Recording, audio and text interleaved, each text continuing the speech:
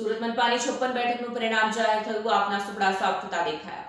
સુરત મનપાની 56 બેઠકનું પરિણામ જાહેર થયું છે, આપના સુફળા સાફ થતા દેખાયા। વોર્ડ નંબર 15માં પાયલ સાકરિયાની હાર, વિરોધ પક્ષ નેતા રહી ચૂકેલા પાયલ સાકરિયાની હાર થઈ છે।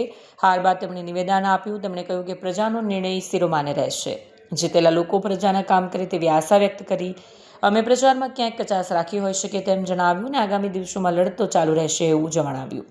મહેનતથી અડધી રાતે પણ જ્યારે પૂર્ણા વિસ્તારના લોકોને જરૂર પડે ત્યારે ઊભા ખડા પગે રહે એવી વિનંતી સાથે અને જે લોકોએ અમને મત આપ્યા છે એમનો ખૂબ ખૂબ આભાર માનું છું। વાત કરીએ તો જાહેર સભામાં જે રીતે પ્રજા સ્થિતિ અને પરિણામ આવ્યું કઈ રીતે?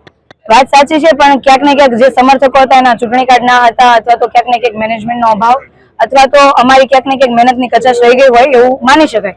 પણ અમે મેદાન છોડીને ભાગ્યા નથી। અમે તમામ લોકો મેદાનની અંદર ખૂબ મજબૂતાઈથી લડ્યા છીએ અને હજી પણ જે અમારી કચાશ રહી ગઈ છે એ ચેક કરીને ફરી મજબૂતાઈથી હજી લડીશું।